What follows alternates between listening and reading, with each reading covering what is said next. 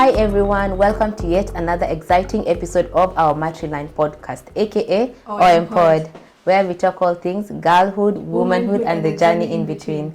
My name is Doris Pony. And I'm Achoma Tem. And I'm Data Gordon. Yes, so welcome to part 2 of our previous episode where we're talking about men who are allies to women. Can men really be allies to women? Yeah. So we'll start off this episode with a fun game. Okay. So I'll say something, then you guys will say green flag or red flag. Okay. Yeah. So the first one is husband cooks. Green flag. Okay.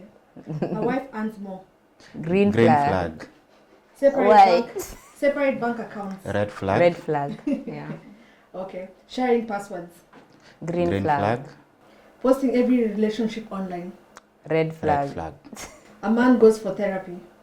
Green flag. Couples attend counseling before marriage. Very green. Yeah. A woman proposes first. Red flag. I don't know. Anyway, in the spectrum of equality. In the inequality, that's the green flag. But in the traditional, in my traditional ways, it's a red flag. But recently, women approach men. Yeah, but how would you take it if a woman? It's normal. You're an empowered man. Yeah. Yeah, and I feel like it's a good thing and it's a bad thing because everyone will keep bringing it up all the time. Yeah. Because us women we like keeping scores and like talking too much. Like I'm the one who married you. Yeah. No, but me proposing doesn't mean I'm the one to marry you. See, the man will still have to marry me. Yes, but still you're the one who initiated that marriage. Yes, but he pays the dowry and all. Still, he initiated it. Yeah. You initiated Anyway, it. I will not lead the marriage. Yeah, so now we want to talk about family planning and all these things. You talked about sexual reproductive health, and we talked about how in South Sudan here it's not as, how do I say it? It's not as broad and acceptable enough. Yeah. Yes. From your experience as a man for women, how do you where do you see the problem in the reproductive health? Thank you so much. And I think the problem comes to the cultural setup, the social norms that we have.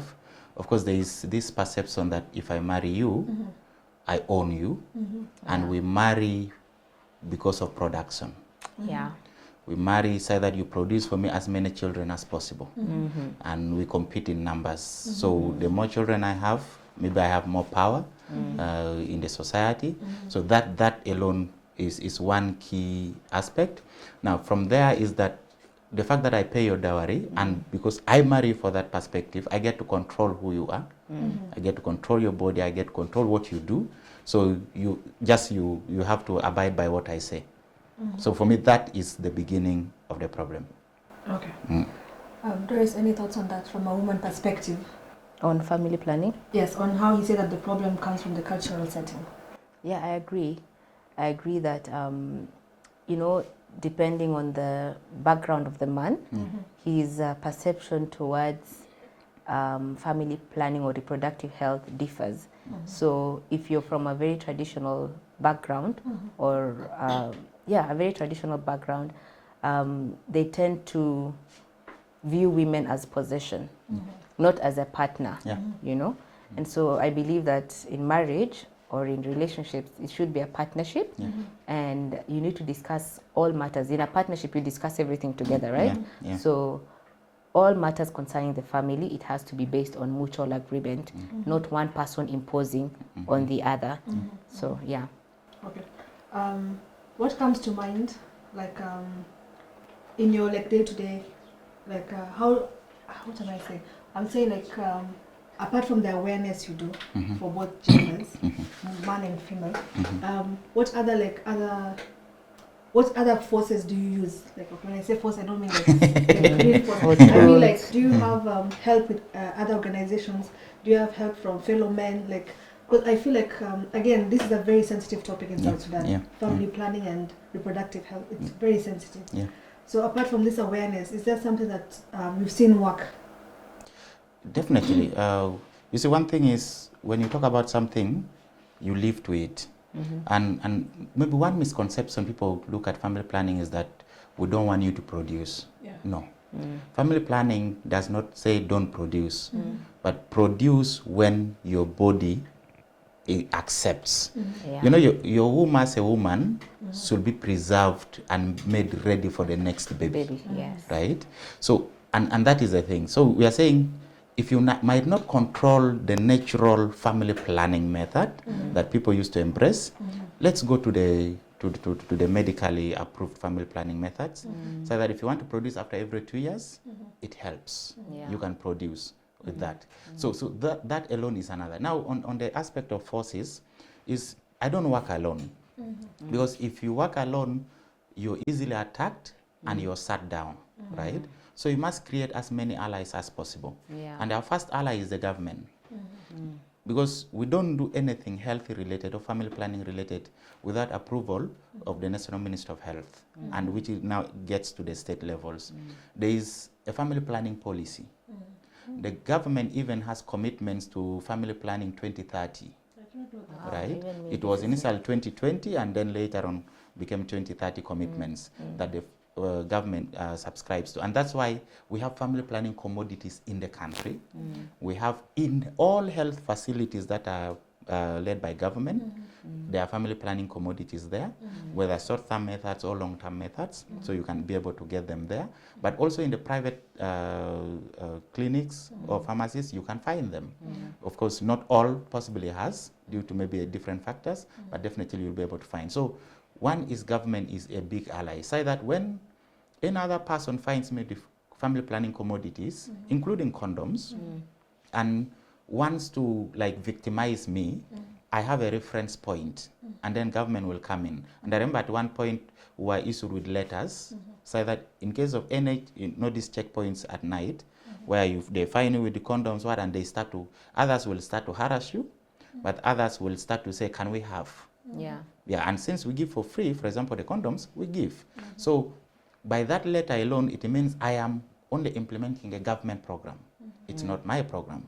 So that alone is one. Secondly is looking at media institutions, so that they are able to create more awareness on issues of the misconceptions, especially demystify them, but also other civil society organizations, national, international, UN agencies are quite important. So currently in the country we have Family Planning Technical Working Group, which is led by the ministry and supported by other partners. You spoke about misconceptions about family planning. So what are a few of them? They say family planning is population control. It's a Western idea, and it's not supposed to be taken. We are a less population, so we need to produce. Many people have died. Yeah, exactly. I was going to say that. Those definitely comes in. But we are saying, yes, we are a less population, but can we produce what we can manage? Exactly.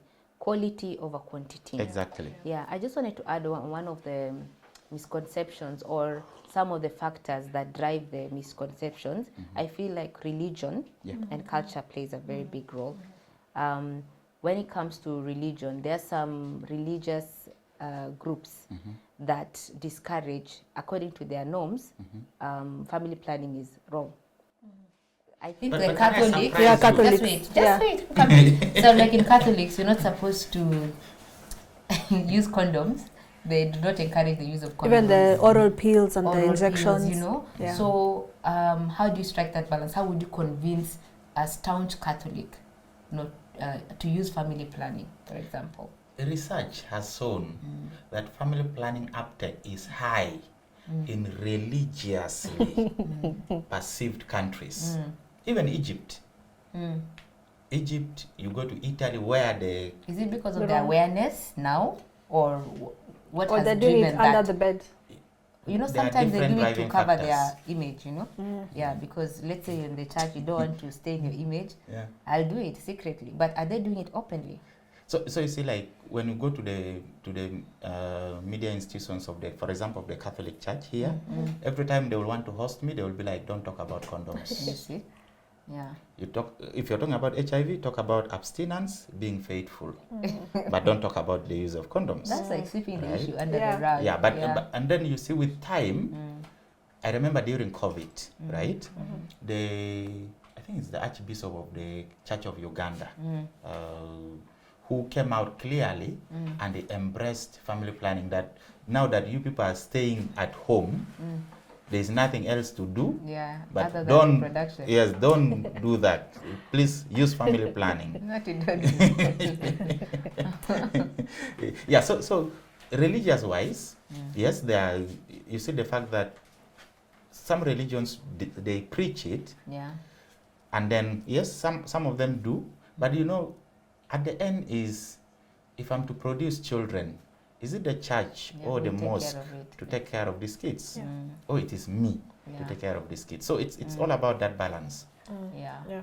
Another misconception about contraceptives is it makes you barren. It makes women barren, and also it spoils the body and all that. Do you ever get such from people when you're doing your awarenesses? Definitely, they are Yeah. there. There are many. They will be like, you're going to get barren, or Yeah. and many others. What I know is there are side effects, but the side effects does not lead to you being barren, right? Some of the, and that's why before you, especially long-term methods of family planning, before you enroll for them, you have to sit down Yes. with a professional who Yeah, takes you yeah. through the different options, and then you're tested and not tested. Once you start, you're monitored. Yes. If there are any weird changes, Yeah. of course you You get back need to the health report facility. to the- Exactly. Yeah. Yeah. Yeah. So I think that definitely works out. But being barren, what I know is the permanent methods of family planning, where of course for women and for men are there. Yes. For men, in Africa, I think it's not reversible. You Yeah. cannot reverse it. Yeah. But Is I it called think vasectomy? Yeah. Yeah, vasectomy. Yeah. Yeah, but in other countries, highly like countries which are highly developed, yes, they can reverse the vasectomy. But here it's a little bit difficult, and not many enroll for vasectomy. Yeah, and are men willing to, apart from condoms, do you think they're open to other, actually, it's either condoms or vasectomy, right? Yeah, Are for there men. other- Yeah. For men, Those are it's the only two yeah, options. Yeah. And then I also think there is a stereotype or a misconception about female condoms. Are they really popular? Are people using female condoms? Do you distribute female condoms? Yeah, I do. I do, but the demand Up to is now, I don't is even. very low. I don't understand how it is used. Oh, Me, I don't think I've seen one. I've do you seen one. know- Ah. But- have you ever used menstrual cup? No. But I know what a menstrual We cup know, is. yeah. And I've you never know how used it is inserted. You have to Fold flip it. to make Yeah. it like 8, and then you Yeah. insert, right? Yeah. Yeah. That's the same way you insert the female, Female condom. condom. There are females who are comfortable using it. Okay. Yeah, just like the way they use menstrual cups. There are females who are comfortable using menstrual cups compared to tampons, compared to reusable sanitary pads and Yeah. disposable sanitary pads. So it's all about choice. Yeah, that's true. Yeah. One thing is there are phases of introduction, and we talk about comprehensive sexuality education, right? First of all, teaching the child the body, and then afterwards what happens to this body, and if before it happens, how do you protect yourself but Yeah. also prevent something. So there, when you talk about comprehensive sexuality education for in school and out of school teenagers or kids, there are different, it's aged, like categories. So maybe age 5 to 10, you talk about different thing. 10 to 15, talk about different thing. And that's why it's difficult for you to go maybe to P1, P2 and talk about menstrual health. Of course, Yeah. you can't. Yeah. So you look at age between 9 to 15, that's mostly where they start to see their first menses. So it's something that now you look at which which class do they fall in. Yeah. So there is information specific to age groups. Yes. Yeah, guided. Okay. But like I don't think she can. And also I feel like she already knows these people are exposed people that have gone to school, so she assumes. But on menstrual hygiene, she actually taught me that when I started my period, she sat me down. But it was not as comprehensive like I wanted it to be. She just said, you've started this now, don't play with boys, you'll get pregnant. Always be clean, that's it. That was always be clean. So it's you to find out what does he mean by don't play with boys. Is it normal playing outside? Yes. You go and decode that. But I would wish like our mothers could like tell us more, you know, like even about cramps, like mood swings and all this. Like you just experience, you learn by experience. You'll be like, hey, after this, the next month I'll feel pain, my back, knee, all these things. Like you just learn, by experience. Do you have daughters? Unfortunately, from my wife, no, but my follower has 3 beautiful daughters. Okay. One stays with me. Oh, that's nice. Yeah. Okay. But I have 3 boys. Oh, okay, that's good. So do you like pass down what you do in your community to the house? Like, do you talk to them about these things? Yeah. So for especially my eldest boy, and that's why every time I go out to the market, you know, I make sure that the component, for example, of gender equality is done. And I remember telling him the fact that he's the boy, but my follower's daughter who is with me is older than him. So she is the head of the family, so he has to respect her. Right? So that alone is just to create that environment, and hopefully when the right age comes, we'll have more discussions as time goes by about anything body related, because he's now in P4. Oh, he's still so small. So very soon he'll be P5, P6. That's when we'll have more deeper conversation. Okay. One thing is you have to discuss. I know during dating you don't sometimes you don't discuss how many children are we going to give birth to. If we give birth to these children, how are we going to manage them? And how frequent do you want to give birth to these children? These are discussions we don't make. The moment I call you, hey, are you coming to visit me? Yes. That is it. There is no another different discussion that we have on that. So I think for me, couples should be able to have that open discussion and then decide when to give birth and after how long, of course, to give birth.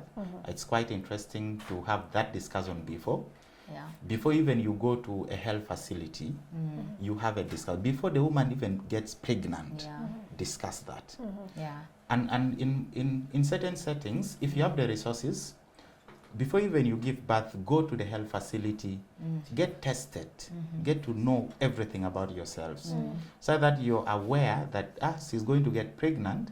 And you know, there's one thing, you can even know when your wife is going to get pregnant. You know that we are having this sex is for a baby. You planned it. Yes. When you have that discussion, I get to know your cycle. Yes. I get to know when you're ovulating, when it is right, like all those stuff. So once we have these open discussions with each other and we are ready to have the baby, then we go for it, right? So, and that should not end there. When we go for antenatal, you know, it is sexy to go with your wife for antenatal. It's very, and I know sometimes maybe she goes and then the queue is long. It's understandable. You can drop her. I think you need to repeat that to the men, because most times I see antenatal here in South Sudan. You rarely see men joining the women for antenatal. Very rare. And also during childbirth, are men allowed? In some hospitals they don't allow men, but in other developed countries, the husband can be in the delivery room with the wife. Definitely. But here, even some men are not willing to even enter. No, they will just want to remain at home. I feel sometimes the trauma. I've seen men faint in delivery rooms. So but at least be in the hospital. Be around. Be close. So I think that for me is important to go. The purpose of going for this antenatal is for you as a man also to listen from the doctor, the gynecologist, of maybe the condition. And I remember sometimes they'll be smearing that oil and moving that thing, and then you see your baby there kicking whatever thing. So it makes you even so happy, makes you so proud that the ninja is here, right? And then you start to prepare. After the baby is born, you still go together for these vaccinations and all that. Yeah. So we don't need to leave the responsibility of carrying the pregnancy and the child to the woman alone. Yeah, yeah. I It's agree. not just a matter of putting the baby, Yes. but also supporting this woman in all this process, Yeah. right? And that's why I think for me is my firstborn, we had a born right from when he was still in the womb. Yes, we had that born. You see, my mother is a traditional birth attendant. Okay. And during that time, of course, when I was not yet married, during that time, women could come home and she will, apply that oil, massage the stomach. So when my wife got pregnant, now I took it myself to do it. I just told her, get the oil, me, I'll be doing it. So sometimes the ninja will kick somewhere. I'm still at work. The mother will rap, but it doesn't. But when I come home and this is your boy here. Then when I just touch, and then because of course we had already known the sex of the baby, and my aunties had already said that is their father, like my grandfather. Yeah. So I will start to ask, hey, Azaria, you. Then we find that he goes, right? So because of that, even when he was born, I was there in the hospital. I remember we went at 10 p.m. I slept on that waiting chair while she was inside. Mosquitoes also ate me a few. And then the following day at 2 p.m., that's when, of course, because we knew it was going to be an operation, a C-section. So she was operated and he was brought. So the ninja was taken to the room. And they were like, here is your boy. I'm like, I'm waiting for my wife. Yeah. So he was taken inside. So we literally, like, we've been so close with my firstborn compared to my second and thirdborn. Yeah. So sometimes I feel bad. It's just, I think, the excitement of first child. Yeah. Because the second one during COVID, and Madam was in Kampala and I was here. Yeah. So it was. That was circumstances. Yeah. It Yeah, wasn't it's really- understanding. Yeah. But we really, we are happy to see that such men exist Yes. in South Sudan. No, they are there. It's a Sometimes big when I go green to flag. when we go for the antenatal, I also see some, and I feel, this is okay. Yeah. We are moving forward as a nation. Exactly. Yeah, Yeah. that's great. The way you are and what you do for the creating safer spaces for women, do you ever get like backlash from your friends, male from friends? Oh, yes. Because they'll be like, that's why you're too much into the woman business, like you're too invested. Yeah. Do you ever get that from your friends? I get like that, and sometimes they will bring it in jokes, and yet they mean it, Yeah. and I take it normal, and for me I confront things. If you're my friend and you cannot stand me confronting you, then we are not friends, right? So I get those backlashes, not just from the male friends, but also some of the female friends. Yeah. I remember when we had the first discussion on menstrual health, and they were like, this is not for men, you people don't menstruate. Yeah, so it was a big one. But what we do is that we use this backlash as a learning and then create a different intervention. Then we counter that. Oh, that's amazing. We need to protect you. By Yes, you're an asset. And we need more people like you. Yeah, like you're doing an amazing job. Yeah, we could have And there are many outside there who are doing really amazing job. And for example, during the cooking challenge, there is this guy, you possibly know Diko Isaac. There's this young lady. She's not in iRadio or something? No, leave alone the presenter at iRadio. Oh, okay. Yeah, she's I think the youth advisory panel chairperson for Plan International. Yeah, she's a young lady, and she has a sister called, I think, KG. The father was there during the cooking challenge, right? So imagine a father of not teenagers but young ladies being there during the cooking challenge and cooking, right? So that was tremendous. And there was one guy who was doing a cop. I wanted to ask you, were there any Dinka men in Oh yes, there was one, and he was doing it perfect. Okay, that's The way nice. that food looks technical. Yeah, I can't even do it. Yeah. And there was someone doing Gadia, the one for Zande, Gadia, and many others, Kodra, Mulakombo. Yes. Why was it just like a one-time event? So You see, advocacy comes in different ways. Advocacy can be through just going on social media, going to the radio station, doing a podcast like this.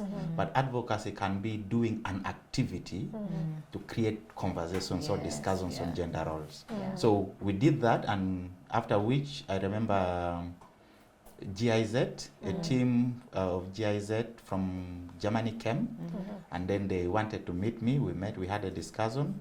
I hosted the 61 of the activities of the 16 days of activism, and then they engaged me to do a cooking challenge for their staff. Oh, wow. Yeah.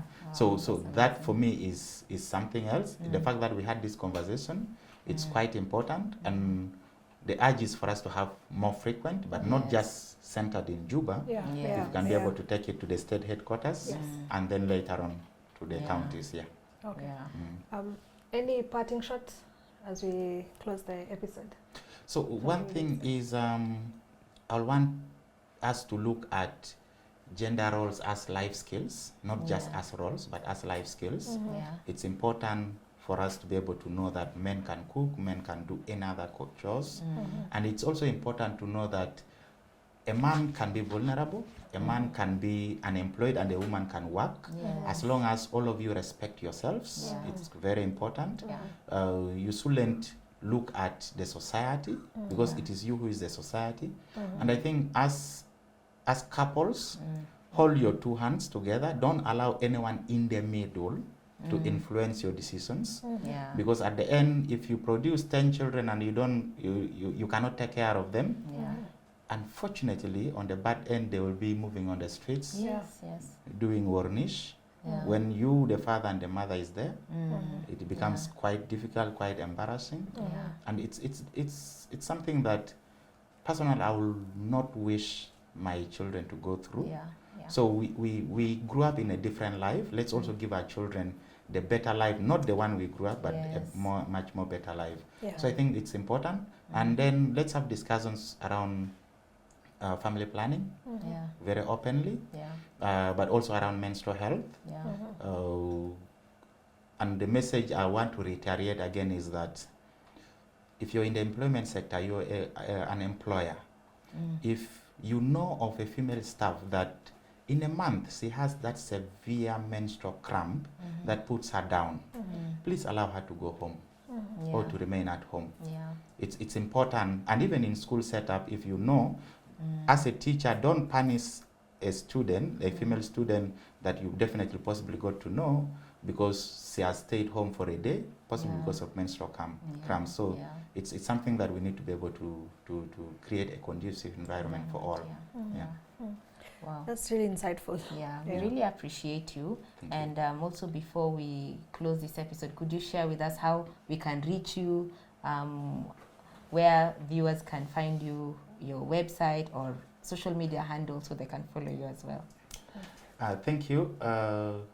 As an individual, my Facebook name is Data Gordon. You get to Data Gordon, you will get me there. We'll have a lot of interactions. My X handle is I am Data Gordon. We can have these interactions. I'm available anywhere. And then, of course, Men4Women organization. In Juba, we are in Tongping or Juba Nabari, next to Gelila Apartments, the road of Indian Embassy, just a little bit adjacent to the project management unit of the Ministry of Gender, Child and Social Welfare, World Bank Project. In Yambio, we are located at the State Ministry of Culture, Youth and Sports. That is in Yambio. So come there, access free internet at the ministry. If you want to charge your phones, your laptop, please come there. It's a safe space for all of us. In WOW, we are currently in Haidarja, but we want to transition to also one of the ministries, either State Ministry of Gender or State Ministry of Culture, Youth and Sports. Please, it's an opportunity for all of us to be together and then move forward. Our Facebook page for Men4Women is Men4Women. That is the Facebook page. You will see a lot of posts, and the X handle is Men4Women SS. All right. Yeah. Yeah, thank you so much for being our greatest advocate. And I wish more men would follow in your footsteps, and that your sons also will follow in your footsteps. So we are really proud of you. Thank you for honoring our invite, and be sure to to our viewers, thank you for watching, staying tuned, and let us know if you'd like more discussions on this topic.